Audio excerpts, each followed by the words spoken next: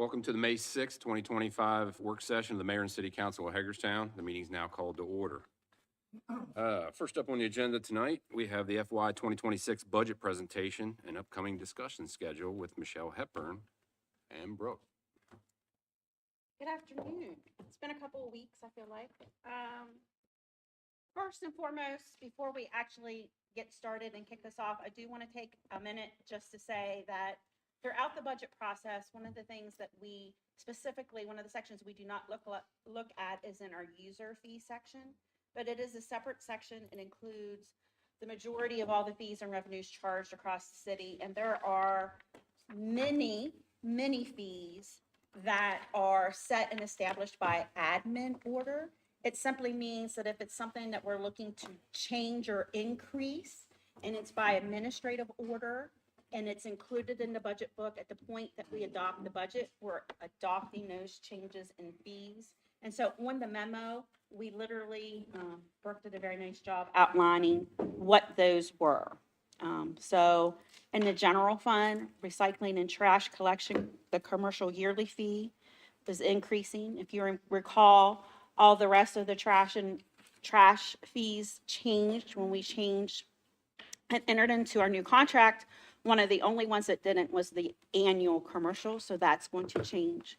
Number two is we have an agreement, Public Works has an agreement with State Highway, and they have agreed, hopefully, I think they've agreed, and Eric would be bringing it back to talk about, but they're going to, instead of paying us $1,500, they're going to pay us $2,100.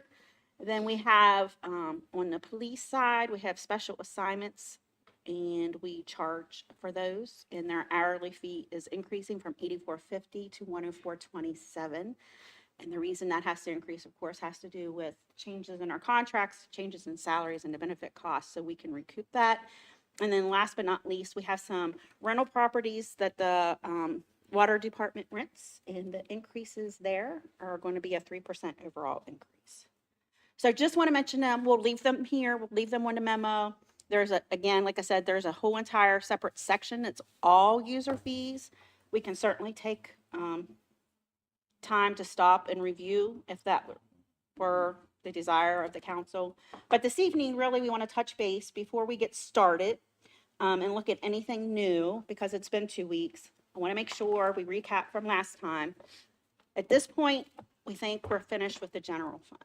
And so before we go to the next, any other sections, that means that we are good with the proposed budget and would be ready to vote if it would come to that, even though the introduction is next week after the public hearing. Just want to make sure, or are there any other final thoughts or discussions on the general fund before we move forward?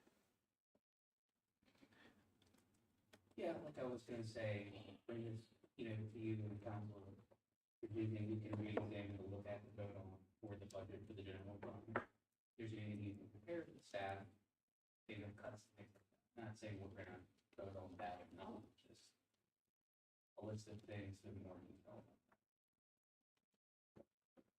Do you have any idea, Councilman, of those particular cuts to give staff direction? Because they pretty much go through the process of already making the list a lot smaller, and what they prepare for us is what they can come up with. But if you have any idea, that would help give Michelle and her team direction. Just to see if there's anything more we can look at. If not, then we'll vote it. I think we owe it to the residents here if we're going to vote to increase the property tax. I think that's fair. So I don't know how in-depth you are looking to get as it applies to those items. And so, I took some time over the last week to really go through the budget a little more thoroughly, especially sections 2 and 6 and the last section. And there were a couple of things that stuck out to me, and so I have a list here, and you'll sort of have to bear with me. Some of it's a bit of a recap, but there are things that are occurring within the budget that we either have control over or the market has control over, or agreements that we've made have control over. So a couple of those things that stuck out to me from the outset are, one, we have absorbed increases to healthcare premiums, I think, for the last 14 years. Yes. And so our healthcare premiums are increasing by about $1.5 million next budget year. So that's an item where, you know, the market plays some impact, and the agreements that we have made play an impact on our ability to sort of absorb and afford that change. The base wages that we have made agreements on, and most prominently in police and fire, because I think over the last 3 years, it's about a 10 to 13% increase on average across those two entities. And this is a reality. And I'm not really, I don't know if I'm talking to you guys here at the table as much as I am the citizens, but the citizens have been fairly clear, at least over the last several elections that I've been part of, you know, from the binding arbitration and all those things, and the push for increasing police personnel and public safety in general, they make up a bulk of that. And so the base wages, it looks like the total is about 3.8 million. And so, you know, those are things that we have agreed to and that we have committed to, and that frankly, the citizens are looking, for us to ensure occurs.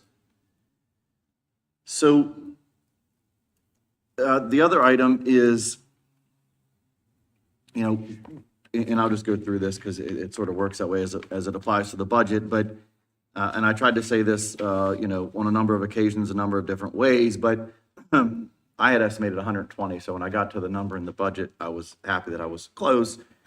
Not happy to the effect that it's going to affect me and every other taxpayer in here that is the average homeowner. But to the average homeowner, you know, what does that increase mean? And here's the reality, and you can correct me if I'm wrong here, but we're looking at an additional adjustment within the general fund side of about $6 million. And if you want to break that into parts, what that means is, okay, where are we getting that new funding? And we get it from new growth, we get it from changes in assessment. And if those two things don't make up what we need to grow to afford those things we've agreed to do that the citizens want to be applied for the service delivery level that they demand, then you have to find it in tax adjustment on the general fund side. And so while we have a need for about $5.7 million more next year, let's just make it an even $6 million because that's how it works. Roughly, we're getting $2 million in growth. We're getting about $2 million in changes in assessments. And so we're short about $2 million, or about 1.7. If you take that 1.7, that's about the 5.5 cent tax increase.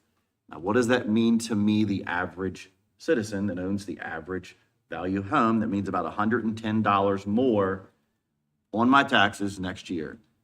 What does that mean to me? It means about a $10 change in my monthly cost for the service delivery that I demand.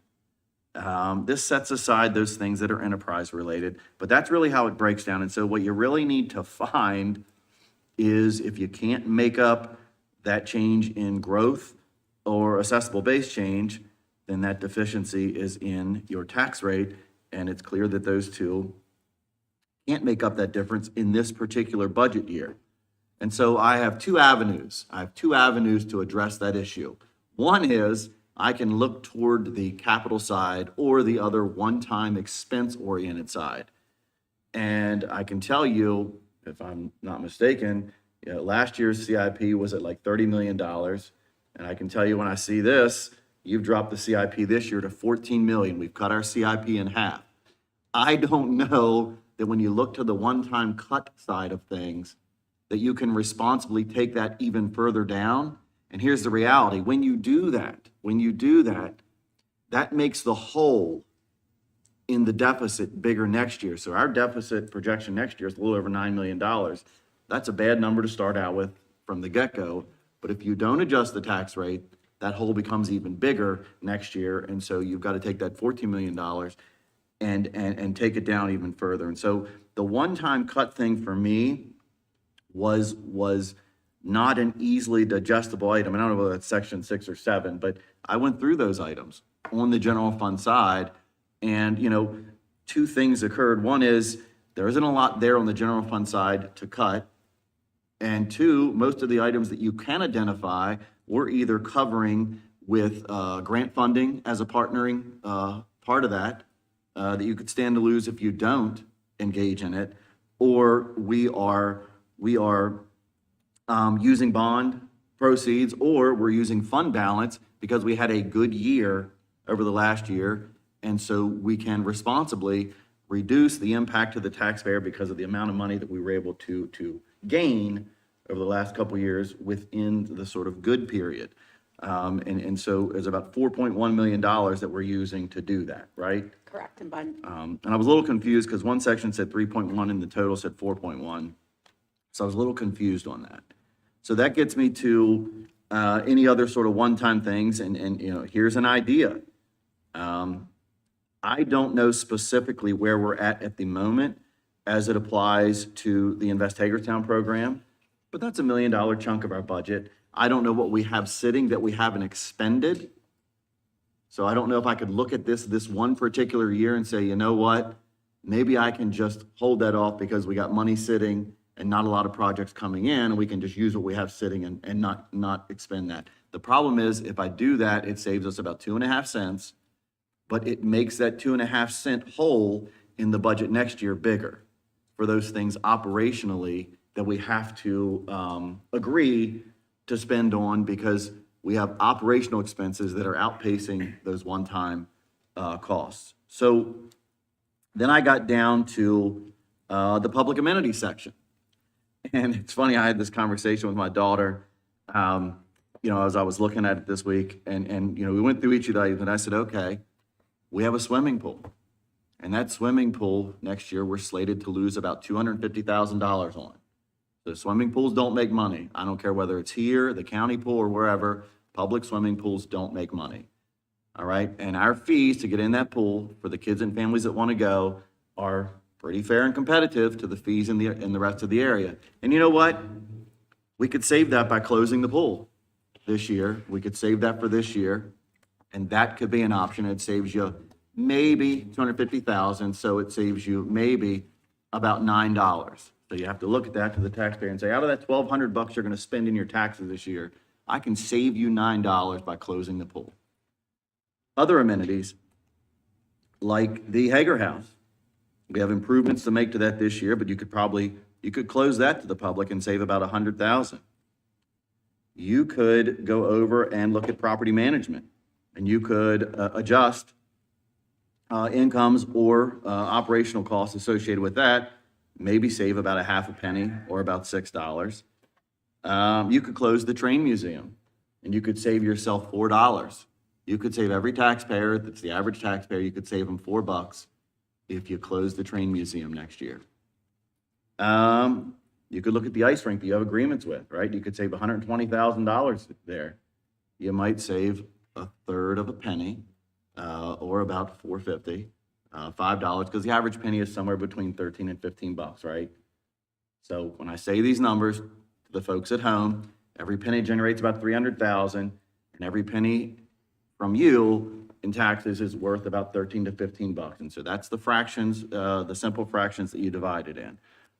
You could look at the parking rates, you know, and everybody's sort of lambasting these parking rates that we seem to constantly talk about with the new parking amenities that we're building. And here's the reality. Even with the rate adjustments we've made, if I read this correctly, we're $650,000 in the hole next year on parking, and we're gonna make up about half of that because the parking fund has about $1 million sitting right now, and we're gonna use about 300,000 to sort of make it whole for the year.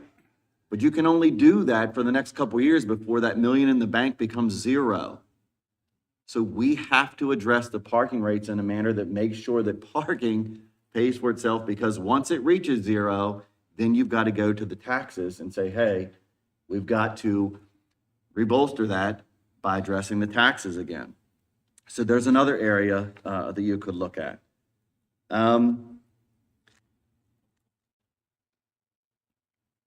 Address that.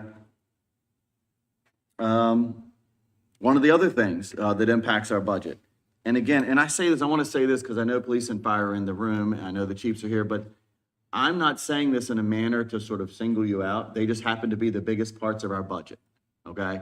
So I know that. I know that 30% of our $14 million in CIP next year is going to be for fire equipment, apparatus, and things like that, because those are things that are needed.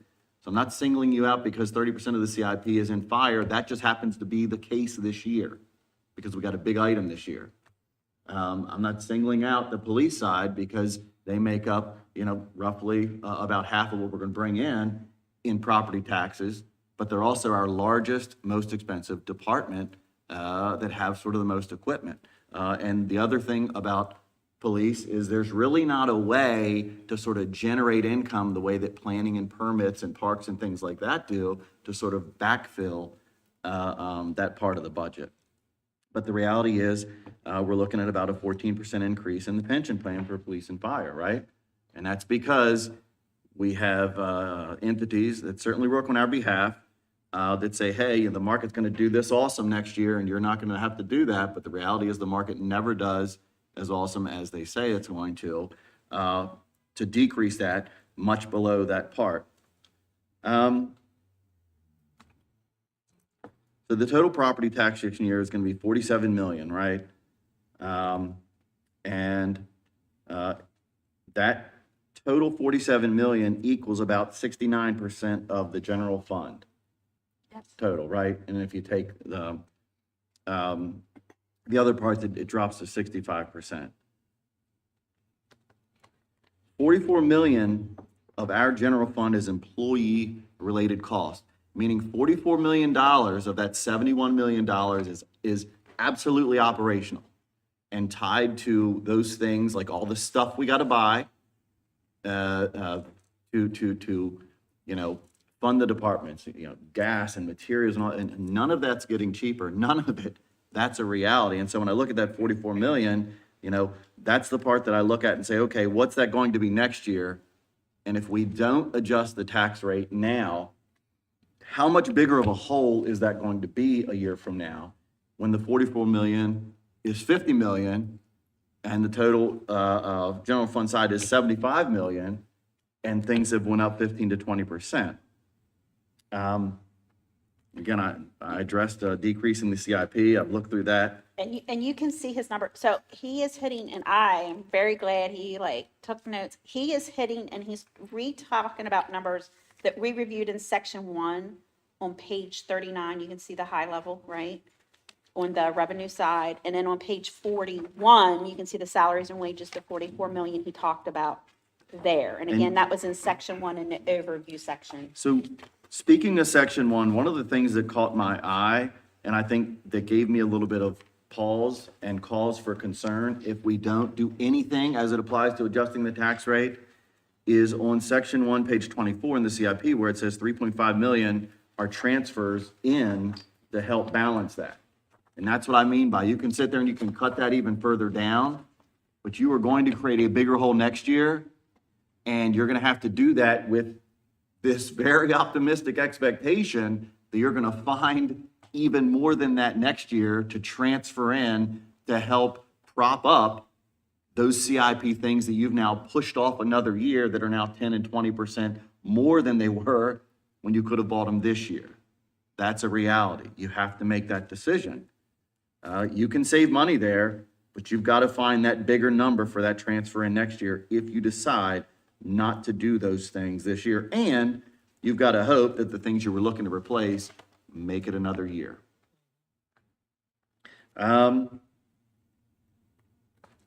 Address that with fire, and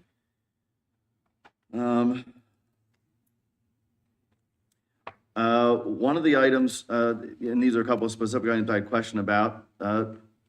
We have invested funding in a federal lobbyist, right? And I think that's like $72,000. So at some point, this body's going to have to ask itself, what are you getting for that investment, to make sure that and that's one of those things where you have to look at and say, okay, is that an investment we should be making? Is there a return on that? And at some point, we're gonna have to see that return, for me to say, is it worth $2.50 to every taxpayer, on an annual basis to see if we can accomplish something, through that effort. The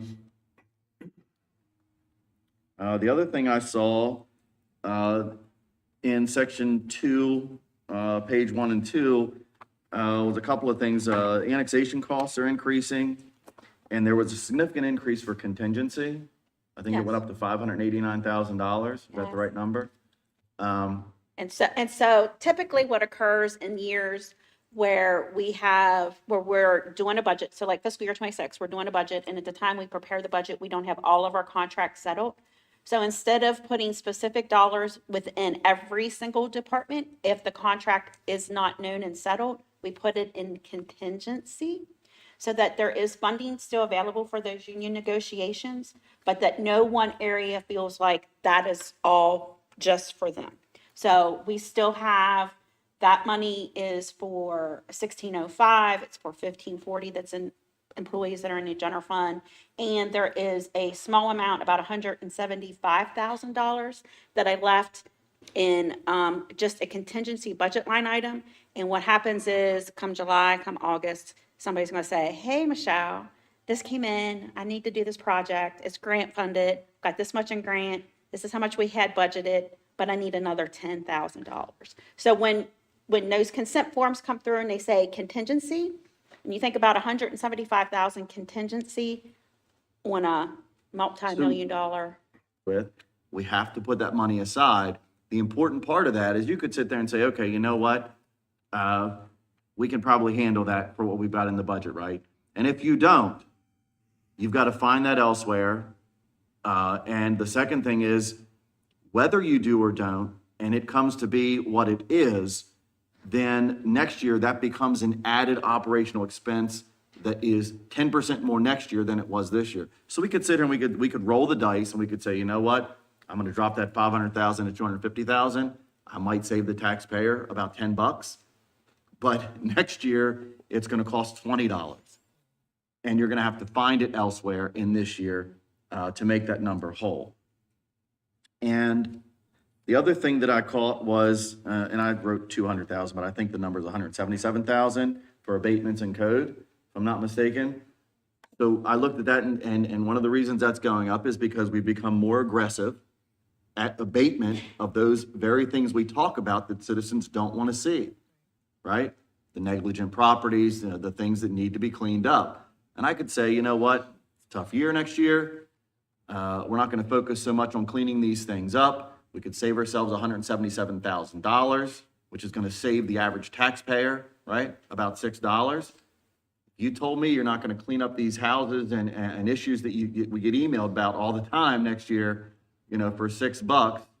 I'm going to say you should have kept my $6 because I'd rather you have my $6 or 50 cents a month than to stare at the house that I've been staring at across the street from me that looks the way it does for another year. And that's as basic as that means. That's as basic as that means. And so, there's an area though where you have some flexibility. You just have to decide philosophically if it is worth that in terms of what the citizen expectation is and the priorities that you have in meeting those expectations.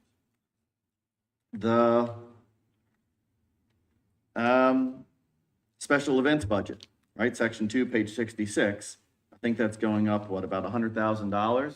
Give or take. You could look at that and you could say, okay, you pair that with your community engagement costs going up, and you have to decide, if having community engagement and expanding on events within this city are worth it or not. So you could cut that, right? You could save yourself about $150,000 if you really got down to it, and you could say, okay, is that $4 worth making that adjustment down, so that we don't have as many of the events as we would like to have. But those things come they come into contact with impacting quality of life, no differently than abatement. Because if you don't abate those issues, then it doesn't improve the assessable base in that neighborhood. If you don't have those events, people aren't drawn to those quality of life issues in the city and want to participate in those events that bring in that tax revenue for the ancillary things that come along with it. And I will just say on that page that he mentioned, for the events, section 2, page 66, it does list the cost. We will have included some grant funding. There were some grants, I think, that Brittany anticipated in community engagement, but also, more than that, we have hotel motel revenue that we typically utilize to cover our events. So that is one area that we can utilize that revenue for, so that the event cost isn't all coming from a tax rate, a property tax rate increase. And that's about $325,000. And then I wrote a couple of what I will call personal musings about the analysis of sort of where to expand upon that. I wrote down, could you annex the Black Rock Golf Course for A&A tax? But that, again, that was just me sort of musing it myself, reviewing the budget, and where those opportunity areas lie. But I think it does speak to the fact that we have executed the annexation process appropriately for the city to grow appropriately, and I think we need to continue to do that for those areas in which it applies to. I just reiterate the parking fund. That was one of the two things that stuck out to me. There's no way that you can continue to exist on using your reserves or drawing down on your reserves, to address those losses. Because that is a limited period process to do. And the golf course, you could save $220,000 next year if you close the golf course. I would caution anybody that would ever want to do that. You could certainly save yourselves about $8. But there are 18,000, roughly, 18,000 people that go there and use that every year, a lot of which are our seniors that enjoy that space, in a moment where, we don't offer as absolutely broad of an array of things for our seniors, to have amenities for.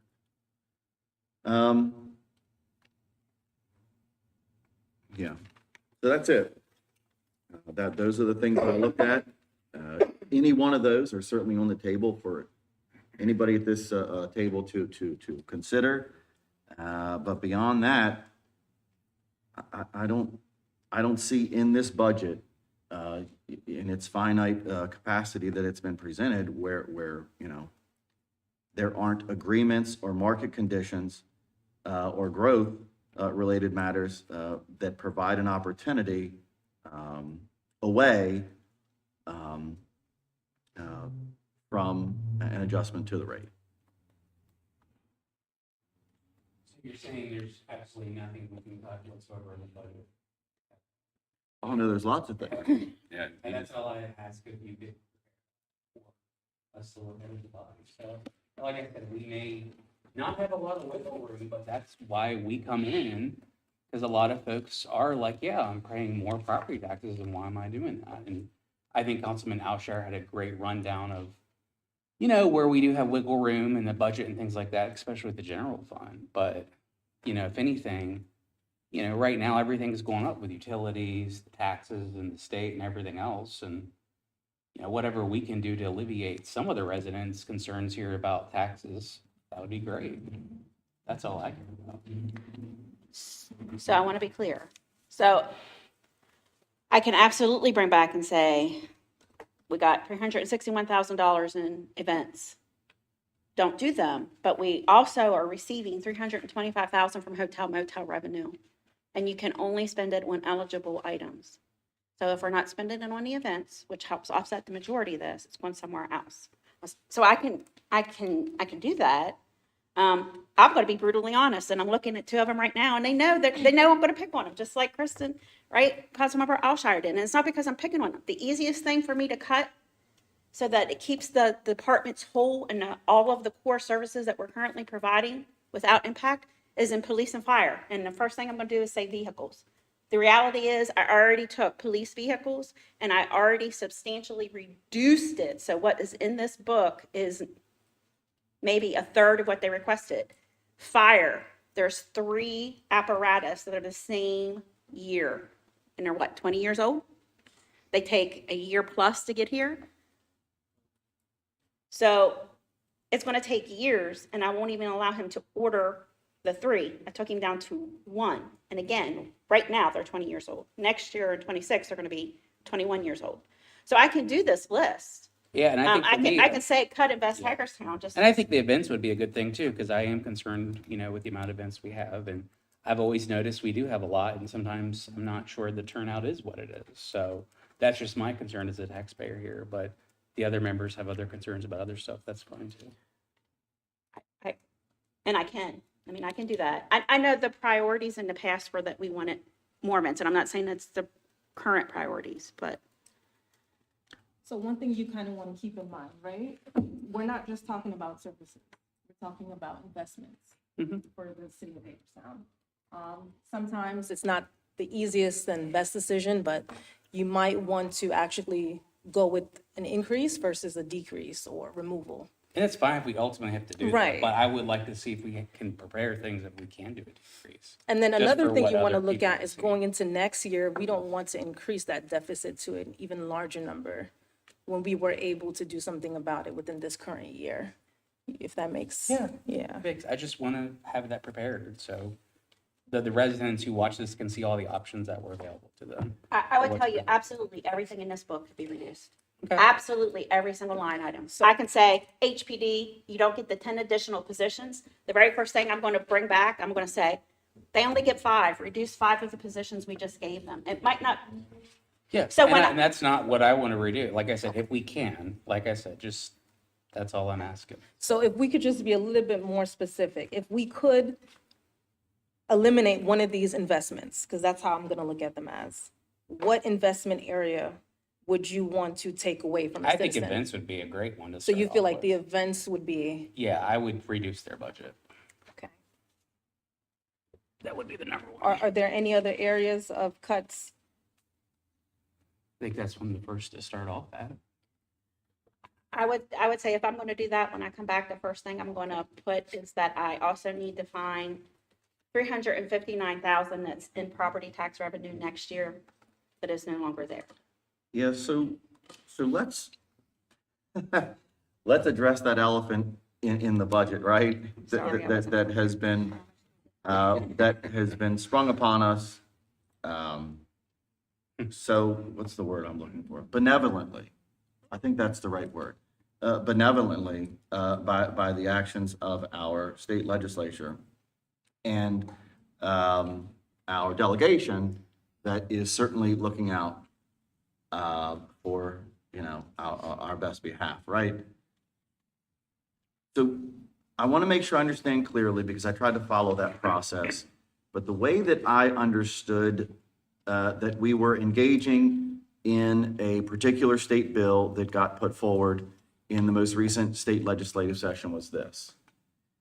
If a business comes into the city of Hagerstown or Washington County or both, right? And invests a minimum of $20 million of that private business entity's funding into the community, it could go to the county and or city governing bodies, and it could request a negotiated pilot, payment in lieu of taxes. And the best example that I could think of was when Bob Brucci was mayor, well before, the era of annexation. One of the things that Mayor Brucci did is he went to what everybody calls the old new Walmart, the Walmart on Garland Grove Boulevard. And in order to get that big commercial development into the city, he negotiated with that developer at that time to say, hey, if you build that Walmart and the associated commercial complex that we all know as Garland Grove in the city, we will assist in expediting that development process, and we will provide you it was more like a TIF there, right? It was a But it TIF. was like a pilot. I mean, that's basically what it TIF, is. yes. Where you say, first year is going to be 20% taxes, second year be 40%, third year 50%, et cetera, and over a 10-year period, you can build up to that 100%. That gives you that time within the market to sort of establish that and not have that tax burden fully applied, on day one. So that's an example, and that's sort of how I read this bill was going to be. That SB 596. Yeah, Senate Bill 596, that Senator Corderman put in. And it went from that iteration of a private business investing the private business's $20 million into the city and being able to come and negotiate a pilot to the music, or commonly known as a stadium, being fully and simply and only tax exempt. So what does that mean to the city of Hagerstown? It means that within this budget, right, the way I understand it is that revelation of change from a private business negotiating for incremental tax program to a single business being fully tax exempt will impact the city's budget to about $375,000, or about a penny and a quarter, right? So somehow at this table, because that property is fully tax exempt, we're gonna have to find that additional penny in the budget. Is that my understanding? In other words, that's not in here. Right, so when We I gotta figure received that all out. the reports from SDAT, it was included in the assessed value, right? That So- was included in there, that it would have been taxable revenue for us. So for that particular elephant, and there's really, for me, there's two elephants. For that particular elephant, I'm just gonna say this just to one council member. The most simple way to address that, at least for this year, for this item that we absolutely weren't prepared for, is you have to look at Invest Hagerstown. To me, as a council member, I don't know of any other option that is as simple and direct and shares a rational nexus than that item. Because we don't have that funding now to invest, in those accompanying attributes of that amenity. And I have to tell you, as I read that, I started to think, okay, well, what about entities like North Point, right? That invested well more of their private business funding into the investments on Basil Boulevard, into the millions that they contributed voluntarily to the road infrastructure.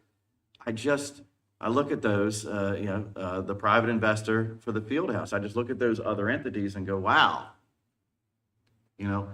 I certainly bet that they wish they would have gotten the same deal of a state law being passed that simply just says, you know what? You don't have to pay taxes. And city, go figure it out. In spite of the fact that you're gonna produce and put forward, right, 1,200 police hours around that amenity, for its operations for the year, that you're going to have your fire department, assisting with more than a dozen events for that amenity for the year. The number's zero. That's what we would like to pay you for the thing that makes up 60-some% of your budget to provide services for. And if you could just find somebody else, all the other taxpayers out there to cover that for us, that'd be great. That's as simple as that is. Well, thank you for breaking that down and bringing up the elephant in the room, because it is unfortunate that we would essentially be losing $375,000. And so it's very important that people realize that what happens at the state level definitely has an impact locally. And speaking of the Invest Hagerstown of one of a potential cut, we just had our last work session on the 15th of this month was praising staff and the Invest Hagerstown Home Ownership Initiative Grant, where it was discussed that the program assisted 58 home buyers, including 46 that were first-time home buyers. So it's just, again, it's unfortunate that we're at the table, 11th hour, now having to discuss another hit to the budget that didn't have to be. And as far as eliminating events, I mean, we can go back to our strategic goals for the next 4 years, and community engagement is one of our goals. Civic pride is our goal, so I am not for eliminating anything dealing with events, because I attend many of the events. Actually, when it's time for the council comments, my whole sheet is of events that we attended the last 2 weeks, and where people from all over comes to Hagerstown and has so much to say, great things to say about this town. And I would not want to eliminate that exposure, nor reduce the morale that we have going for the city. And can't forget about the parking deck too that we have there, as well as the big hit that we just took on storm damage as well. The storm damages, yes. Is that That's another of your another one. elephant? No, No. no. Whose elephant is that? Is that yours, Mayor? Yeah, well, My second item is fire service. And I'm just gonna say it this way because I don't know if there's any other way to say it. But I recognize the funding partnership that the few other jurisdictions in the state share with their counties as it applies to the provision of municipal fire service that we do not get here. And it has become increasingly difficult for me, especially in these budget discussions, where I recognize the necessity, the increases that we absorb, and I look at my city tax bill, and I know out of that $1,200 or whatever the number is, right, that about $300 is going for fire service, and I'm good with that because, you know, that's a service that our citizens have clearly indicated a preference toward. And I look at my county tax bill that I pay, just like every other county taxpayer, and it's $120 roughly of that go to the county tax bill, right? And so for about $420, I get the benefit of the county's responsibility to provide me fire service as a county resident, and the additional benefit of the appropriate level of fire service at the city level that I get as a city resident. But then literally a block over from me, the property that's outside of the city, that's just paying that $120 a year for the county level of fire service, gets the city level of fire service for $0. No other jurisdiction of the few remaining in the state of Maryland function that way. Not Annapolis, not Cumberland, not Salisbury, maybe Ocean City as an anomaly, but that's the reality. And I will not, after this budget cycle, will not be able to vote in good conscience that we're going to continue that dynamic upon the city taxpayer in the relationship that we have of simply sending that resource outside of the city where there is zero compensatory recognition for doing so. I just won't. So am I correct in saying we're the only municipality that does not receive We are. subsidies from county? Okay. We're the only. Hmm? We're the only one. Yeah. 4 left, yeah. So, Okay, so, and I'm trying to be very conscious of the amount of time that we had. if there's more comments, that's fine, or Well, We you can break- we You can- can go on forever if you want. I think several of them back there in the back row are hoping that, right? Is this something you still want to move forward with, or? I'm no? okay with us taking as much time as we need to Yeah. for the discussion piece, Okay. because we have to go, next week is public hearing, right? Next week is And public hearing. A And lot of pub- concerns should be addressed at this table that we can, in preparation of that meeting. So, And that's so what- just me. what would happen, no matter what we would decide this evening or even next week during our conversation, public hearing, the notice and the legal notices have already gone out. The ordinances that will be, included in the packet the introduction will be exactly as is proposed, so the proposed budget amounts and also, the current proposed tax rate amounts. And then, yes, so really between now and next week, we need to know if you're not doing the 5.5 cent tax rate increase and if we're doing cuts. And I can bring thoughts and suggestions. But again, there is absolutely not a thing in this budget that we cannot cut. I mean, that's kind of why we're here right now. And when I say we, I mean you, the elected body. Councilmember Flaherty, do you have any more? Yeah, if you can identify, that'd be great, but if not, we'll vote on it as is next week or whatever. We have the hearing next week for the hearing on that, so.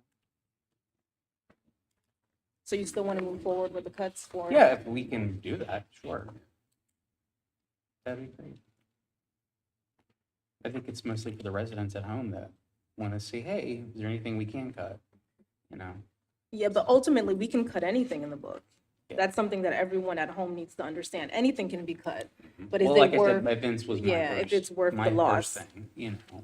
And I'm just not, I mean, there's other areas we can cut too, not just Vince, but I feel like with, residents getting a higher property tax bill, and Councilman Alshire did a very good job of explaining it.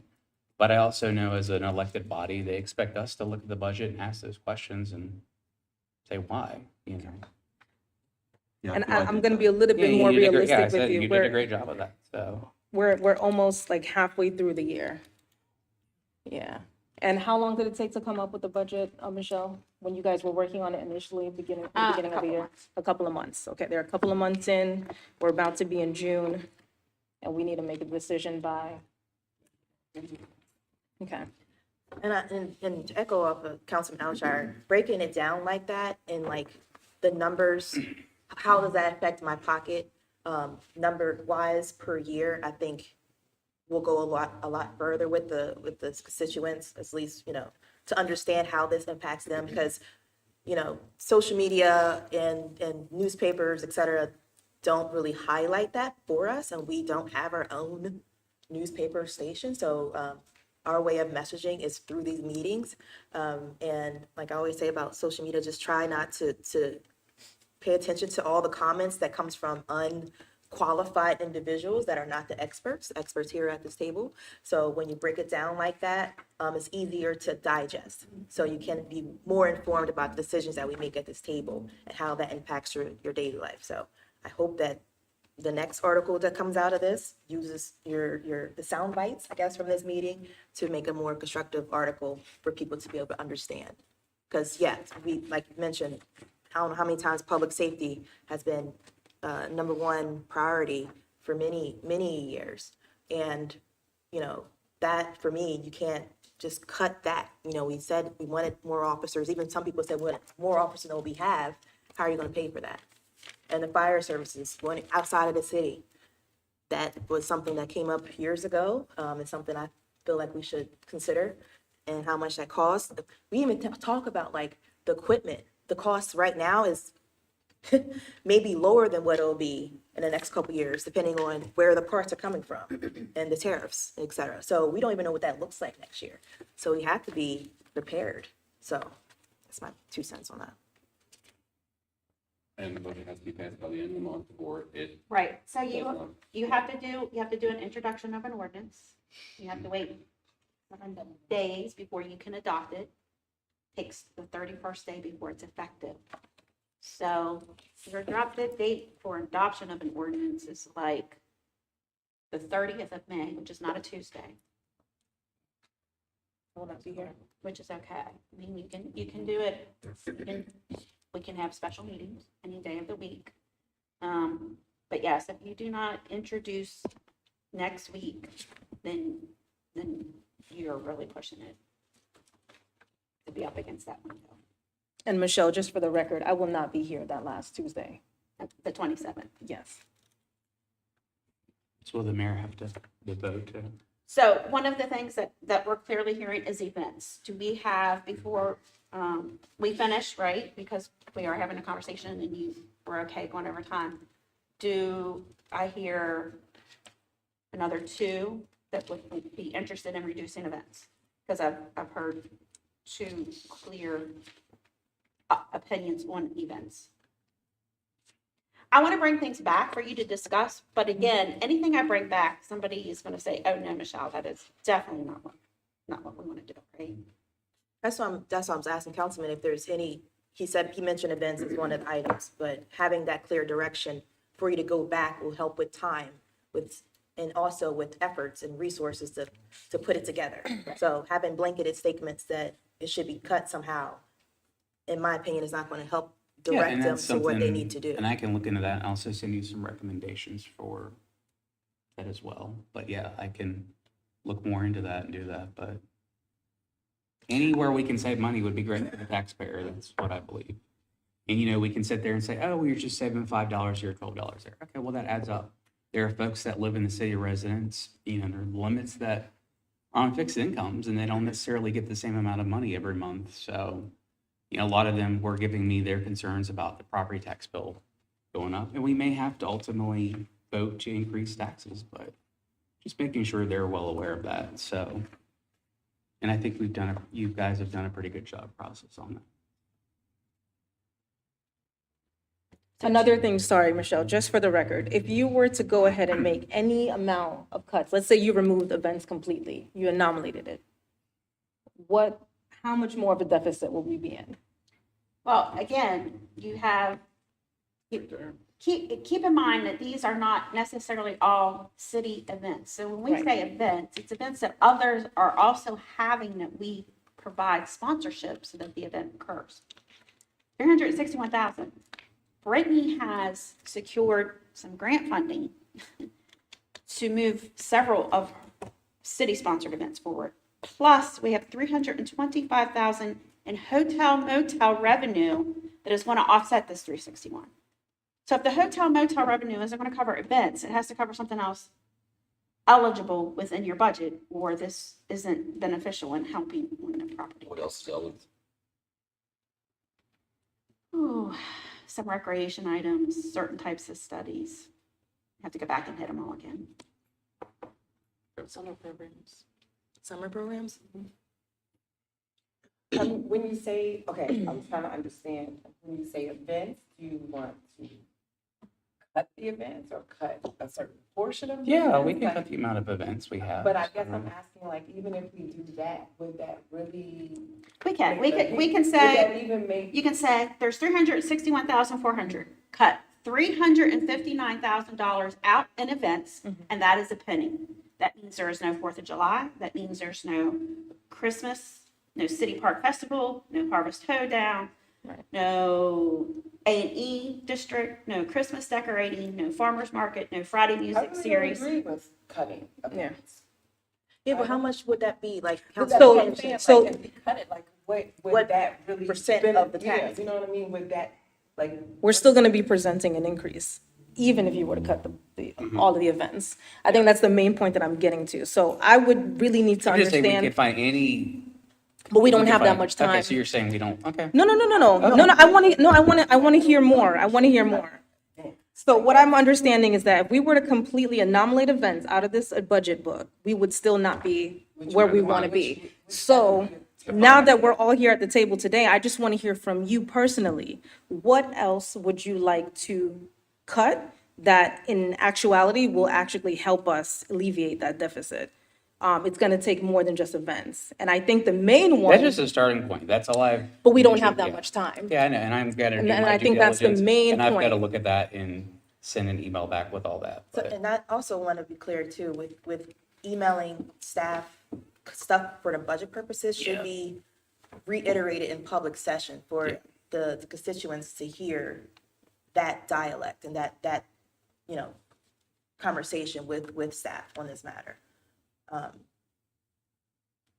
But as part of our, you know, we had the instruction by the mayor to come back to this table today with any proposed cuts so we can discuss today, Because there is a public hearing next week. Next if we week. need to- which has already been publicized per the regulation.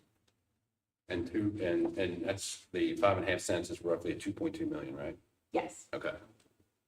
So that gives you an idea. If you cut events out, that's what that would be, What was it? Sorry, Mayor. 2.5. 2.2 on 5.5 cents. So events is 361,400, and we have to go back and any grant monies that's in there, we'd have to take it out. So I'm not even saying that we're gonna get a whole $359,000, a whole penny, Yeah. right? Because there is grant money that I'm gonna have, there's other revenue sources I'm gonna have to remove to go with these expenses. Brittany, is there something you want to say about the events or anything like, Was we talking about events? go ahead.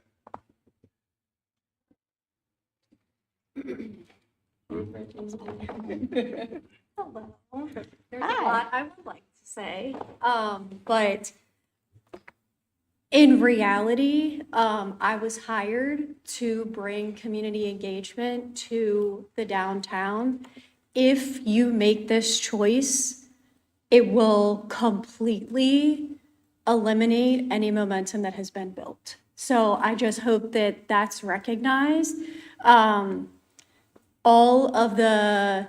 We support probably over 20 outside organizations that bring their events specifically to downtown because we have a grant that offsets that. So more than likely, I would say at least half of those probably wouldn't happen, if not more.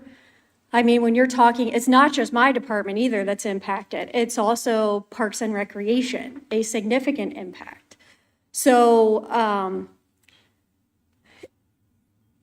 that's for council to decide. I think that quality of life piece that Councilmember Alshire spoke about 30 minutes ago or so, that's really something that you guys will have to think about because you're essentially eliminating that aspect. We offer a ton of free events and we see a lot of residents come down. So if you eliminate that, what quality of life is left for them in regards to doing things for fun? I'm definitely a no. So, I mean. And I do, like, we get funding from Main Street, Maryland, and then there are 2 grants also from Maryland State Arts Council that we receive specifically for the Arts and Entertainment District. But the reality is, with all 3 of those grants combined, it's under $50,000. That's like one event. Like Hagerfest, that's a hard no. And just so this council knows, we have state and national entities looking at us right now to come and host their events because of the momentum we've built over the past 3 years. If this council decides we don't want to do anything next year, that's gone. So I know you have tough choices to make, but these are all things to consider. And it's not just about my department. It truly is about the residents and the citizens that live here and also the tourism that we bring here. What's going to happen to our small businesses? You know? So it does have an impact on more than just, you know, we've been pushing feet on the street, feet on the street, feet on the street. How are we going to get feet on the street if we aren't doing these things and don't have the funding to do that? And that's 360,000 out of a $71 million budget. Thank you, Brittany. I was a part of administration where we actually wanted to give you and Leah more money to this very item because of the tourism and the work you do. And from networking with other delegates and other senators in the state of Maryland, Hagerstown pops up a lot more than what it used to. And they always commend coming to Hagerstown and visiting Hagerstown and being a part of the event. So, yes, in the sake of time, I think we should vote on that matter. So we But I can think move on, everybody's not but saying that we don't disagree with the events we have, it's just the amount of events we have. So I think that's the big question. And you're right, public safety is a big thing for, quality of life issues. And I think that's where I'd rather put my money at, to make sure we do have more police and we do put more money towards those things. So as a resident here, when your tax bill's going up and you're seeing all the events downtown, but yet you don't still feel safe, yeah, you're gonna have questions on that. So I'm just, not just picking on you, but, folks do wanna know why their property taxes are going up. And I mean, I think that's a fair question for the body to know. It So, is. yeah. So, It's yeah. an absolutely fair question. And again, investing $2.8 million more. Not that is the budget, 2.8 more million in public safety, just in police for salaries and benefits. 2.8 more in this budget, because we heard that. Yeah, and I'm Because we glad that's heard- why we're right, we doing heard that. that was the priority. But like Brittany said, it is a hard budget, and there are residents that are gonna wanna know that. Annapolis is raising taxes, now Hagerstown is, and they're gonna wanna know that. So, Right. if anything, not everybody that wants to come downtown to the events, but, they would like to see more police show up, that's for sure. So, I mean, if anything, I think we have prioritized that. And we may have to vote for the tax hike, but I'm just saying, in general, people want to know why it is going up the way it is. So that's Well, all. and I'll just speak to the public safety aspect at our events. We have never had a single issue. And police are around. I have them on speed dial if needed. Never had to call them. With our other events, we work with a private security firm because the cost is so less expensive. So to your point in saving taxpayer dollars, we do that all the time. We use a private security company that is. Well, I a know for quarter the of events, that's cost. fine, but I'm talking about the rest of the residents Yes. that don't necessarily get people that come out right away. So I'm just saying, it's not the events that I'm worried about the security, it's everybody else that their tax bill's going up. So that's all I'm saying. Okay, I think. So, but, at the end of the day, you guys can vote the way you want to vote, I- and that's it. Go ahead, you finish. Like Brittany said, I've never been to an event, whether if it's downtown or anywhere, that I felt unsafe, or that the police weren't present, or that the security wasn't present. So, I'm a definitely a hard no for cutting events. you already have my answer. Brittany, that's why I called you up here. Thank you for elaborating. And I also want to say, again, it's Parks and Recreation too. Amy, Kay, and Eric is. manages them, like, it's not just our department. So they do a ton of work too, so. Thank you. Thank you. Thank you. Anybody else? Brooke, I think we haven't let you speak at all the whole time. Councilmember Flaherty, I think we have to decide if we want to move forward with the general fund and get to the next section. I'm gonna, Budget book. you guys want to go ahead and move forward with it, you can. So I will be probably a vote, no vote, but Can we get a vote on it? What, Can we no move vote on? for- the budget, but you guys can go ahead and vote for it, so. Well, we're not voting. No. No, We're not voting but- tonight. no. Do you want to move forward past the general fund and cover other topics next week? Or do you want me to bring more reductions and have more discussions around just the general fund? This is your week and your time. I did as much as I can to Listen, March 31st. It's really Anybody that wants yours. to bring something forward specifically to reduce that number and absorb the additional 375, I am all ears to listen to and consider. But I've completed my review, and the numbers I've provided are the numbers that they are, just to the degree that you have to decide if any of those items, specific items, are items that you have an appetite to reduce.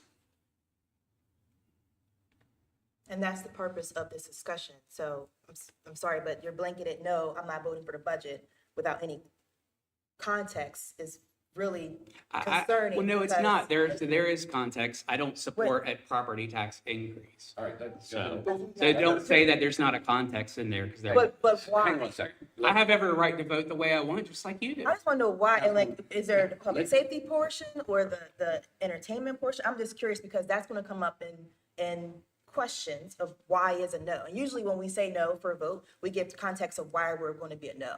Well, that So- was my context. I don't support a property Okay. tax increase. All right. But we And I- gotta and, you know, see and where part of in our the job budget that Where? you It's wanna okay. change. We talked about events, what we could bring for that. I said I would be looking to do that. I have to do that, look more at events, but that's just the start. I just be nice as a body. We just don't blanketly accept whatever budget. Yeah, we need to go through it more and do that, and I'm fine with doing that. But I don't support a property tax increase as is. Understood, but it's just as blanketly you're a no because of the events that we are agreeing not to cut. Yeah, Just I mean, for- you guys for are gonna understanding. pass it anyway, because you guys don't want to cut any of the You events. guys, it's a we, Yeah, I'm first of just all, it's saying. we as a body, Okay. but, The rest of the body, the rest of the members don't support that, so. Okay, so just so that we can move forward, are we are all agreeing that we're not cutting events? And that we're ready Yes. to proceed and move on to Yeah, the next? and you guys, Yeah, Let's it's just a proceed on verbal to the thing. next. Yeah. Thank you. yep, that's fine. All good? yeah. Thank you. All right, thanks, bro. We'll try to do CDBG, economic redevelopment, and some of the utilities next week.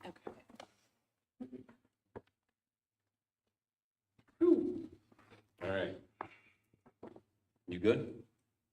I'm at- Ready to move forward? We're Okay. ready. All right, next up is the regulations for vending machines on public sidewalks. Mr. Paul Fall. Right. Good afternoon. Hello, that's right. All right. I got a handout here. I don't know how many pages we I can have. pass it out, But I'll do some. I'll pass that back to you. Everyone's been done and did the rest of them. I think I left myself. Oh, thank you. I'm sorry. Eric, as we've gone through here, I'm on this screen, but it's not showing up in here. Oh, there we go. Right, so something that has come in front of this elected body before has been the discussion about vending machines on our public right of ways. And there's going to be reasons why we're bringing this in front of the group again here. So, this is going to be the fourth time that staff has brought vending machine discussions on our public right of ways in front of elected bodies. Twice was in the mid 2000s, and then again, most recent in 2022, and then now here again, of course, today. And, we're seeing an increase of vending machines being placed on our public right of ways, and vending machines selling, soda, candy, even movies. Sometimes you will see them. They still exist out there. ATMs, and then actually our Amazon pickups. They're actually becoming more frequently coming across the city. And we have concerns as far as staff goes for impeding pedestrian traffic and accessibility issues. So this is where the concern is coming from, why we're bringing this back today. So what kind of laws already regulate vending machines? And right now there is Maryland law that regulates where, what items are permitted to be sold in a vending machine. And the comptroller's office actually requires a license, and it's a beefy one at $2.50 per machine, and that's annually. The health department also requires a license, for things that are being sold and consumed in the vending machines. And also circuit court requires a business license to operate the machines, for the taxing purposes there. So vending machines, when you all think about vending machines, you probably think about the current conditions that are in those photos that are shown there.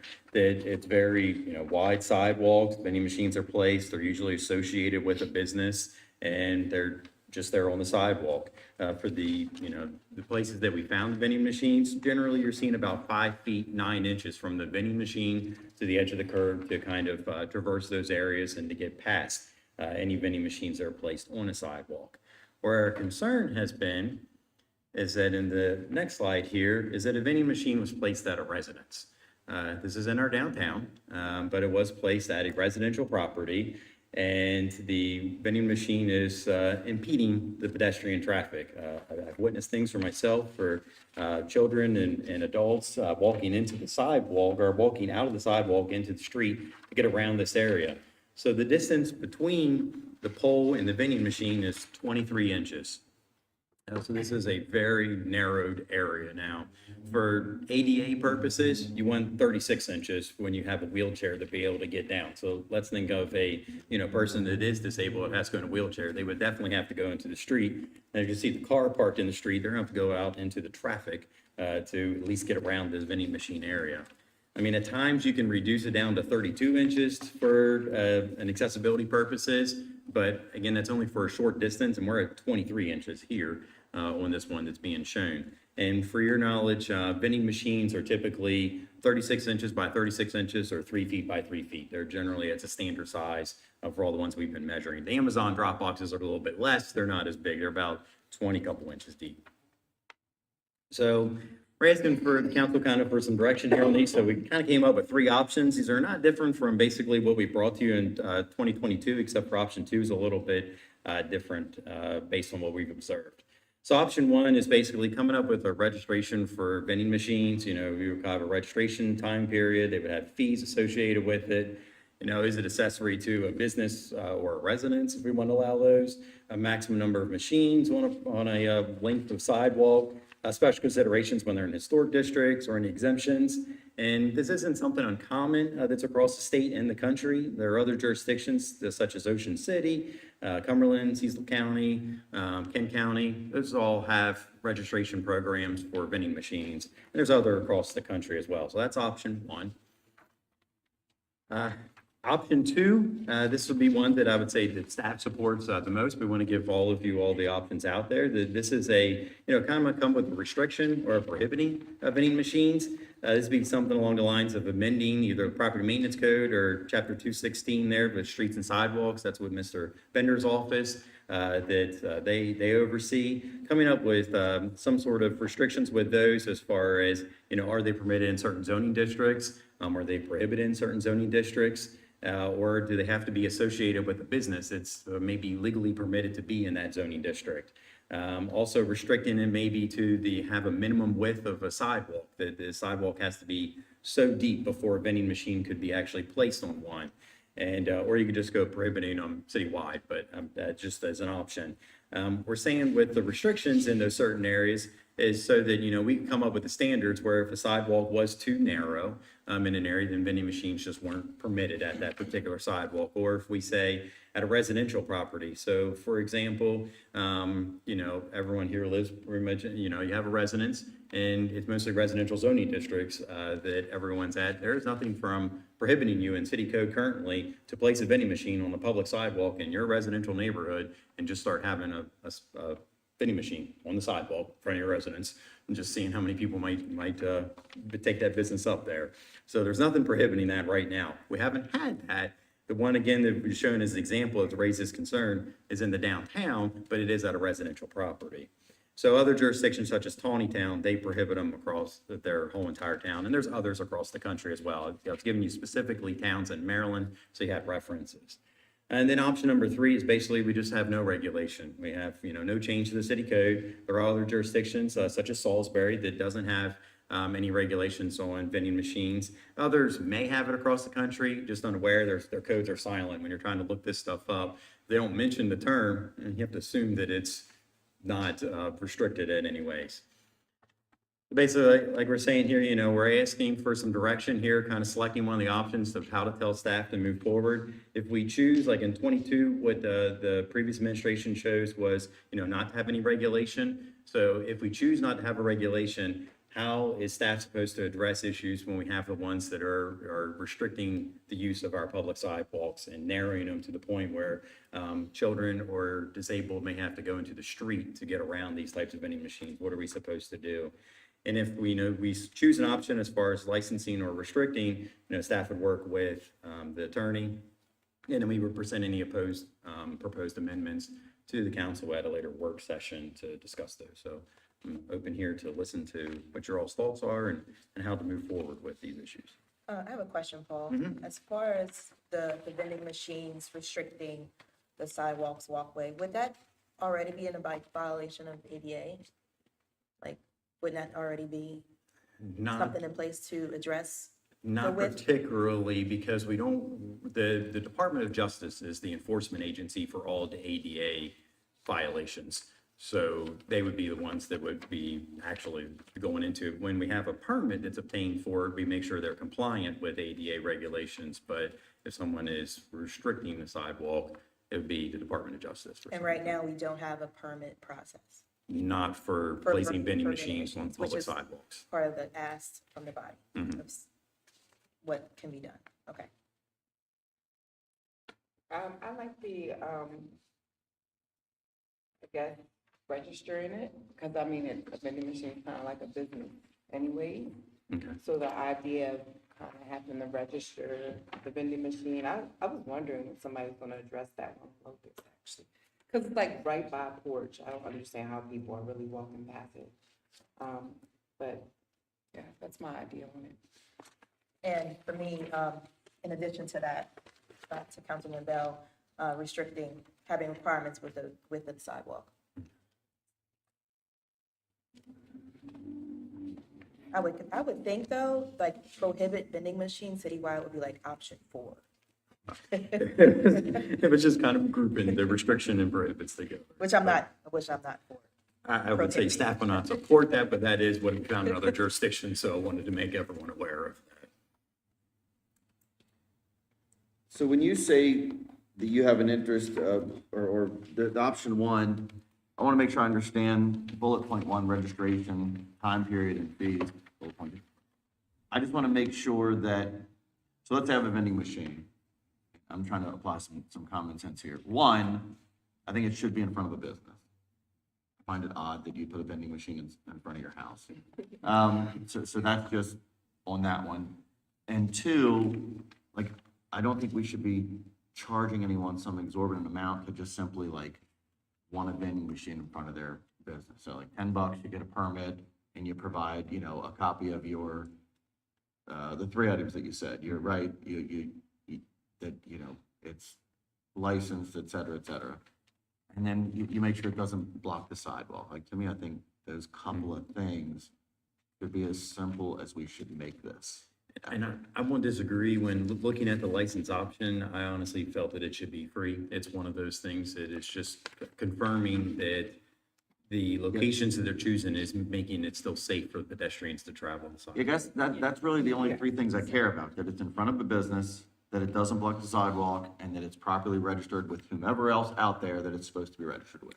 In other words, I don't want to be the vending machine police just to make sure that, John Smith, paid his $250 to the comptroller and that he, got it insured with his business, just provide us that document and we'll take your word for it. Especially for those who's in wheelchairs and don't want them to be exposed to having to go in the street because there's a massive vending machine blocking their walkway. I will not disagree with Councilmember Howard summary on that one. Any other thoughts on And at some point in the future, when we get to the vending machines of cannabis, then we can have that separate conversation. Oh my goodness. It's happening. It's coming.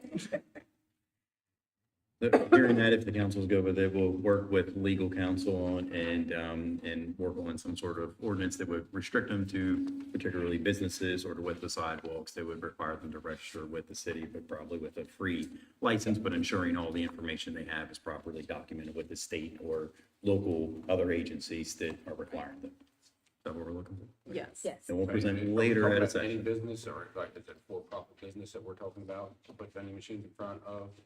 I would say any vending machine on a public sidewalk is where we would be saying, because there is some like the Restore with Habitat. I don't know if that's a for-profit or not, but they have some, but that sidewalk's like 20 feet wide in front of their property. The library too? Do it. The library have some as well? I don't think the library has any on the sidewalk. Okay. They have the book drop up on their, underneath their cover area, but they don't have anything on the sidewalk. I got you. Any other questions, Paul? How would you address the, like the one that's in front of the house, like, So once we would have a program with that, we would tell them that they weren't permitted at that location. So then we would just approach them and just tell them that they're not permitted to do this. And then they would choose to find another location that it would be permitted. I can't speak for other departments, but they, economic development, help business owners a lot of times with different things as well as we do, that there may be other options for them to use it. All right, thank you.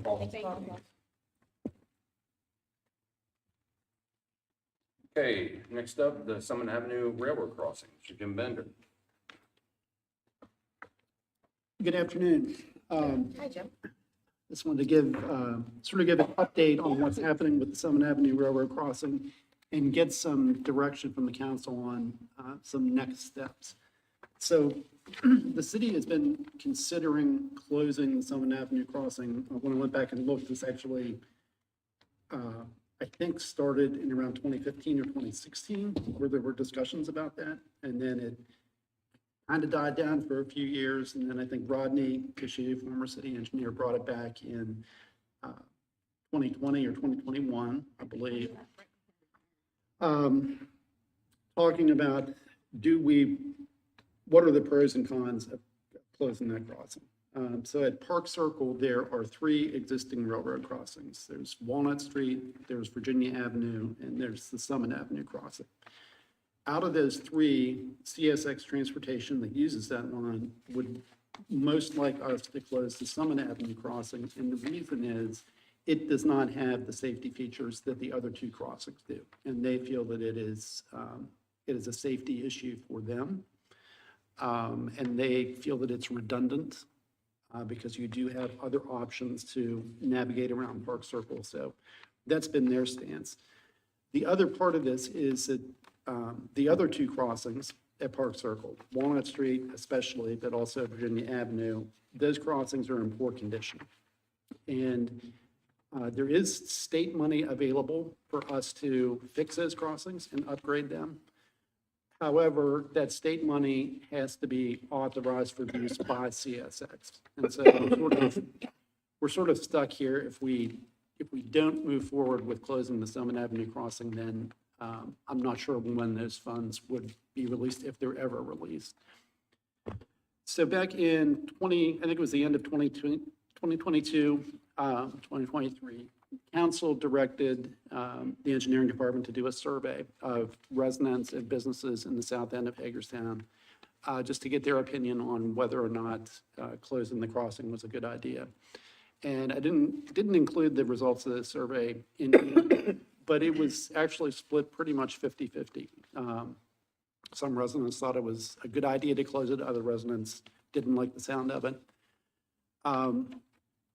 The one part of it that was raised is it would have an impact on at least one of the businesses in that area, Columbia Gas, because they use the Summit Avenue crossing for their large truck deliveries. They can't really come in easily off of Potomac Street on the other side to get to their facility. So they've always used the Summit Avenue crossing to access their yard. So I think that that is kind of where we're at. There is a development company that is facilitating the conversations with CSX. They've moved this along quite a bit over the last couple of years. That development company was made aware of Columbia Gas's issues or concerns, and I think they are actively talking with them, trying to see if there's something that could be done to alleviate their situation or their concerns. So I guess I'm here just to confirm that this is something that the council still wants to investigate or pursue. And if so, I think, to me, the next step would be to do another survey, at least of the businesses that are close to the crossing that could be impacted. I'm not sure, we could certainly do the same survey of residents in the south end, but it was split so 50-50 that I don't know that, I think that's a question of either they like it or they don't, not so much an operational issue like Columbia Gas has. So we can do either. We can survey the businesses, or we can survey, I think we sent out 700 surveys when that was done before. So I would suggest doing that survey. Excuse me, then I can bring the results back and then to bring the whole idea of closing the crossing to the council for their consideration and a vote. Say one other thing that we did look at earlier this spring. With the closing of the Summit Avenue crossing, it's going to force more traffic onto that little piece of Memorial Boulevard between Summit Avenue and Park Circle. And we wanted to see, what impact that would have. So we did traffic counts for a week with the crossing open. And then we temporarily closed the crossing for a week and did another set of counts just to see how much of an increase in traffic was there on Memorial Boulevard. And there was an increase in numbers, which we expected. But really, when you looked at how much that increase was from like a minute by minute basis or an hour by hour basis, it really was not that significant. It went from basically 4 cars a minute on that stretch of Memorial Boulevard to 6 cars per minute. And we observed it when the crossing was closed and did not see any operational issues on Memorial Boulevard. So really, that's kind of an update and where we're at and just seeking direction if we want to, to continue to investigate closing the crossing. So I have a question, Jim. As far as the funding for the CSX, is it 100% secured, or is there a timeline that you have to get a response back? Well, I'm a little bit surprised that funding is still there, and I get monthly emails from our contact at the state saying, what's the update? What's going on with Summit Avenue? Because I don't know exactly what the time frame is on that funding, but I think our time is starting to, I think it's And I think they're starting to getting run out. nervous. Okay. Don't want to speak on their behalf, but they're getting nervous too. That's a great question to ask because of the survey, which I would be in favor of having survey to the businesses and the residents for their awareness, and having their input, I believe would be very valuable. But with the survey and a time constraint, I feel like we would have to have that turnaround from that survey, like a week, maybe a week time. And when we do post the survey, if we could also provide the background of why we're asking for their input, and also stating that there is CX funding that would go towards the Walnut Street and the Virginia Ave Railroad, because we get emails and constant feedback about how horrible riding over that. And so that's my comment. So, I guess I need to know a little more of the history of why the option is to close it if they're gonna fund it, if they're gonna, you know what I mean? Like, what was the past thing? Is that just it, like just riding over it, riding that way? Yeah, What is that? it's a long tale to tell, but there was a project that the city considered doing called the Marsh Run Trail, which would basically be a multi-use trail that would run from Park Circle over to Memorial Park. But the thought was that eventually that would be another connection that would get you down to the field house, so that you'd have a walkway connection. And we got grant funding to work on that.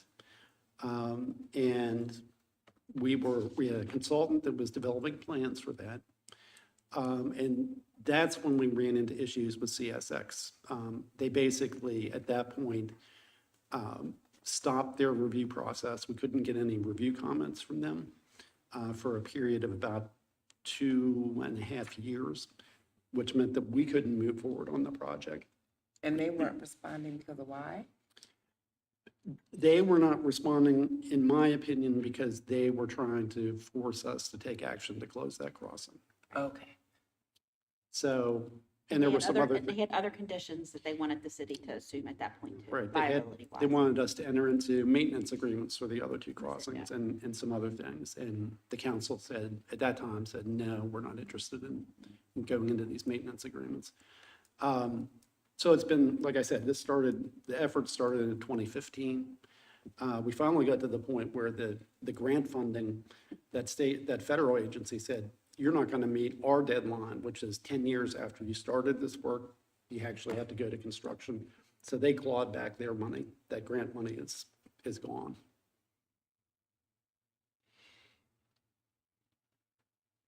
Anything else for Jim? So just to kind of echo what Councilmember Burnett was saying, if we could just be clear and I guess explaining to them that, if I understand this correctly, closing the one, we're gaining the two upgrades. Is that correct? Yes. And then the fact that the current one is not up to safety measures as it is. So I think they just need like a deeper or more visual understanding of, you know, the decision-making, because that 50-50 is just not convincing, I Right. think, to anyone. Right. And We're that's looking where for the like a survey will come 70-30. in. That's Right. why we could do another survey and that would come Yeah. in Right. Now, clearer. one thing I'd say that has changed over the past year and a half is Meredith Park open. And so we have heard concerns from people that the amount of traffic on Summit Avenue has increased and that people are speeding through certain areas there. And so I think it'll be interesting to see when these survey results come in, if that has shifted the balance of what public opinion is on opening, closing it or leaving it open. Good point. Well, everybody, when you see the survey completed, can't say we didn't ask for the feedback. Bingo. Anything else for Jim? Thanks, sir. All right, thank you. Thank you, Jim.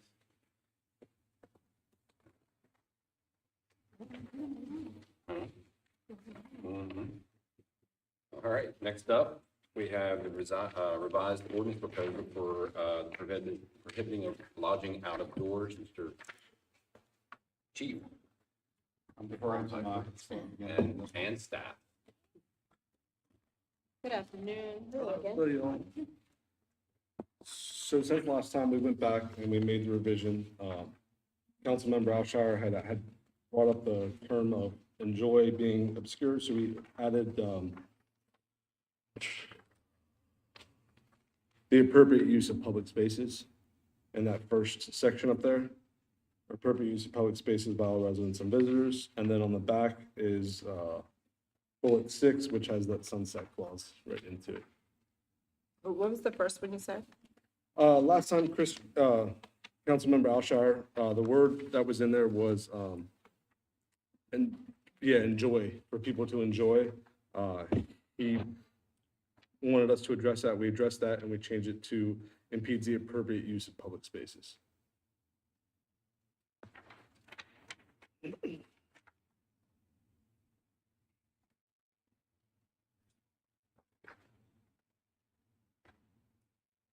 That's the only change. And we added bullet 6, which has the actual sunset clause in it.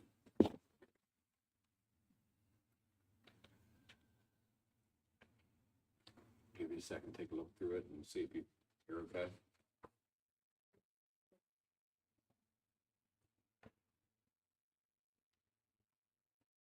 Are we formally going to vote on this?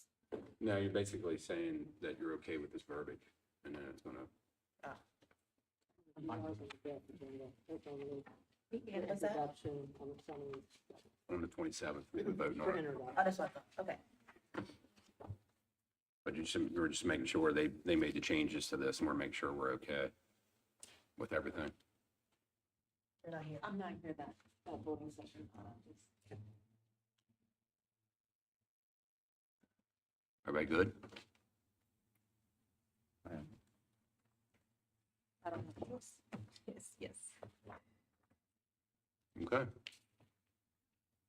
We're just introducing it the 27th, right? Right. right, Yeah, I'm not here. we're just introducing Okay, it. okay, you're not here, Yeah. okay. We'll actually vote for approval at the next, we'll be here for the next. all right, thanks, guys. Thank you. Thank you. Okay. City Administrator. I'm going to lead off with our hearts, thoughts, prayers are still with the nice Warner, the whole family, Scott and Tressa. And I would be remiss if I did not cover a few events coming up this week. Thunder in the Square is Friday, May the 9th from 5 to 8 in the downtown. Music in the Plaza is Friday, May the 9th from 9 to 6, or I'm sorry, May 9th from 6 to 8. Bring a blanket and share.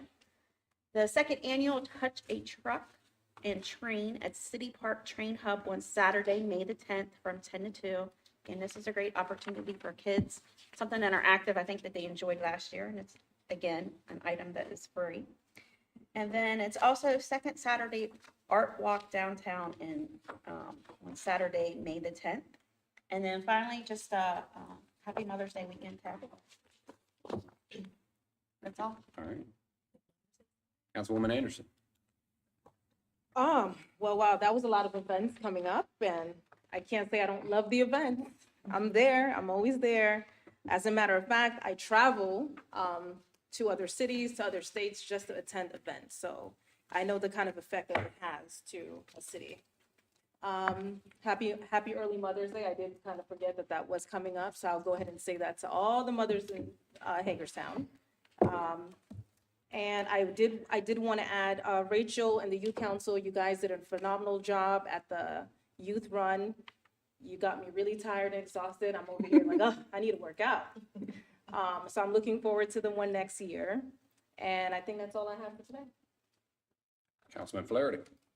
No, I just want to say, I think we had a good meeting and talked about things in the budget and all that. And, you know, I've always wanted to make sure we always get the taxpayers are being looked out for, because we have too many people just voting for tax increases and being fine with that. And, you know, I get we live in the city, but, you know, I understand everybody's struggling right now. So, and I feel your pain on that. So, and I had a community neighborhood's first meeting on Thursday, and that went pretty well. So. Councilwoman Bell. Happy Mother's Day to all the mothers, and that's all I got. Councilman Alshire. I have two items this evening. The first is, Councilmember Flaherty, I'm just gonna say this to you, as plain as possible as I can be. I am a very direct person. I believe that direct communication is the best course of action. So, and you know that I try and stay out of the partisanship of the political sides of what are often the same coin. But the other day, on one of the city's pages, you posted the comment that says him, and I don't know who him was referring to specifically, and the rest of the council loved their photo ops, but they accomplished nothing for anyone here. I don't go to a lot of events. I don't participate in a lot of photo ops. I certainly have not done this job to the degree that I've done it for the time that I've been here for the photo ops. I'm just gonna say this as plain and direct as possible. It makes it difficult for me when I read those comments in a third-party setting to find the positive relationship that I would like to establish with every other council member at this table. So that's my plain response to that. Okay. The second item that I want to address this evening is this. I am sure, well, first, Joanna Wu, our planner, spoke at the county meeting this morning on a county matter of changes that they proposed to make to the APFO and the excise tax ordinances. And I think I'm still trying to digest the implications within some of the comments made at that meeting by county leadership. I hate to use the word leadership because I don't look at us as leaders. I look at us as representatives, and I think that's the best term. As county representatives of all county residents, including all of the folks that live in the city that are county residents. And the only way, logically, that I could comprehend and interpret the implications behind some of those comments that I heard was this: that other county residents subsidize the education of county residents that live in the city because city kids are dumber and poorer and need that. Every city parent and every good kid that goes to schools that happen to be in this city should watch that, should listen to it, and should hear what those people are saying behind what they're saying. It's not appropriate, and I plan to address that directly. Councilwoman Burnett. Quite a few things, so bear with me tonight. We didn't meet last Tuesday, so I want to make sure I cover as much as I can. The neighborhood cleanup that was organized by downtown Hagerstown and Main Street was a great opportunity for me as a new gardener to go out to the main walkway to plant flowers. So I brought my tools and I was so excited, and I brought gloves, and I had an extra pair of gloves to give to this random guy. I was like, "What are you guys doing?" I was like, "Planting flowers." And he was like, "I want to help," and I gave him gloves. So it was a good opportunity to meet with him because he was looking for a job, and I had my business card on me, and I gave him my business card and told him to email because the city's hiring. So it was a great networking opportunity, plus great to get our hands dirty and clean up our city.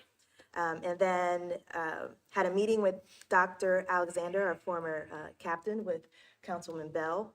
We had a very, very great conversation about what he does at the state level with the Protect organization, and he's a numbers guy. He did our survey for us in 2021.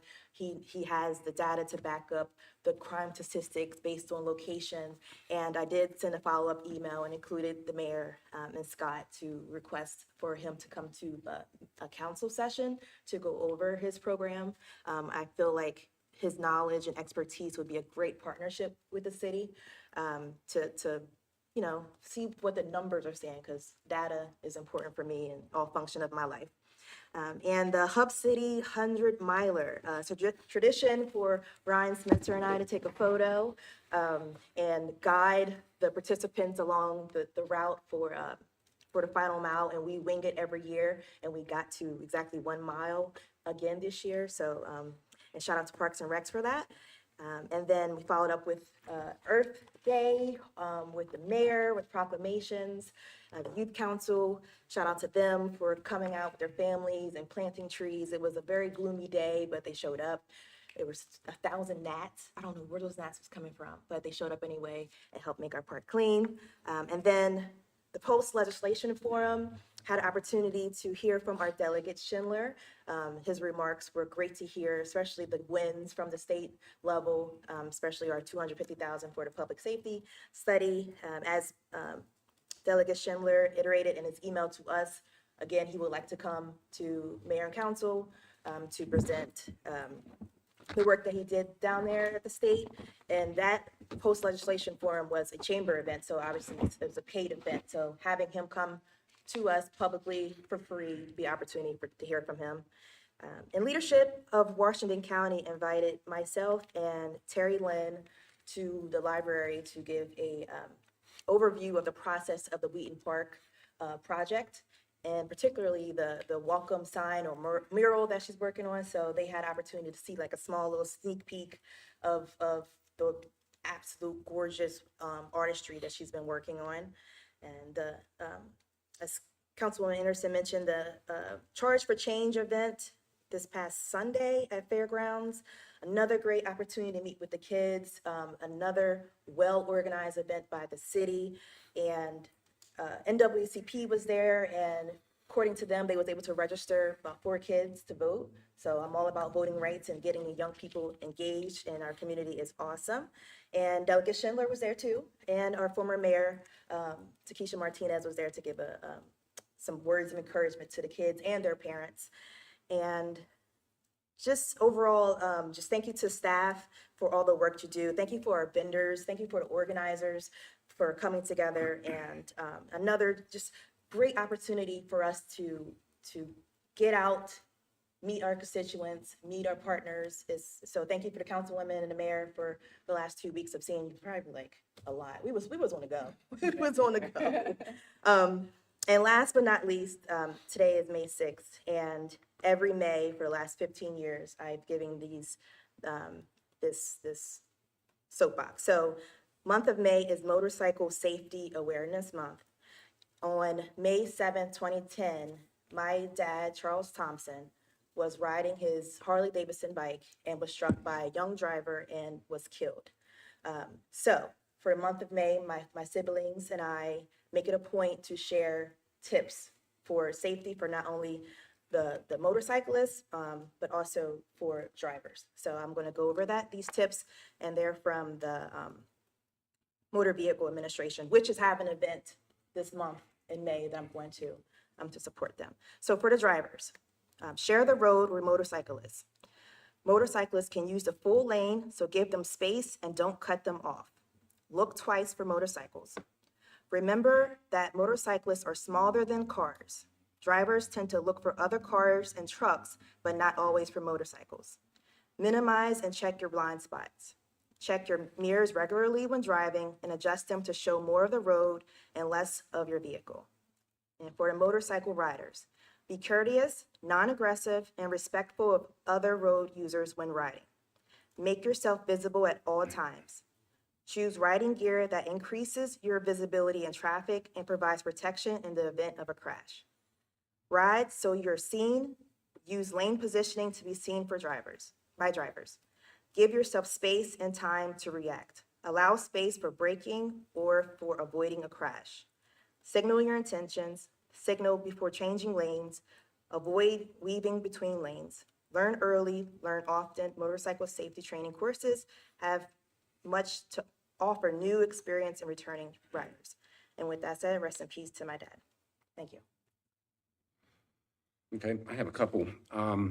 Although I love and I welcome spirited debate, after all, that's how we come up with solutions. We have to respect each other's time when we're speaking. We cannot speak over one another. I mean, that's, I think it's kind of disrespectful, and I think we need to really adjust that, if you don't mind, please. Number two, I want to thank the city and the police department for putting the speed reminder on Potomac near Mealy Parkway. I used to live there. That is a problem spot, and I really like seeing that out there to remind everybody to slow down. Now that I live somewhere else, I still live on streets that people speed quite a bit, so I'm hoping that will calm them down. I also had the chance last week to go to the State House and see the 11 finalists for the If I Were a Mayor contest. What is that, Potomac Heights, I think, I'm pretty sure it's not Potomac Heights, Paramount, I'm sorry. Annabelle Sellers from Paramount was one of the 11 finalists, and it was really a great treat to see all 11 kids stand up in front of everyone and read their essay to everybody, and it's really refreshing to hear a fourth grader's point of view on this, so that was great to see. With that, I'm done, and do I get a motion to adjourn? One more thing. Okay. Okay, one more thing. Sorry, I completely forgot this. I did want to recognize it is also Haitian Heritage Month. Whoop whoop. Sakpase Maboule. And then it is also Jewish Heritage Month, which I am as well. So, and that's all I have. Okay. Anybody else? All right, do I get a motion to adjourn? So moved. Any second? Second. Any discussion on anything tonight that we went over? Okay, we're adjourned.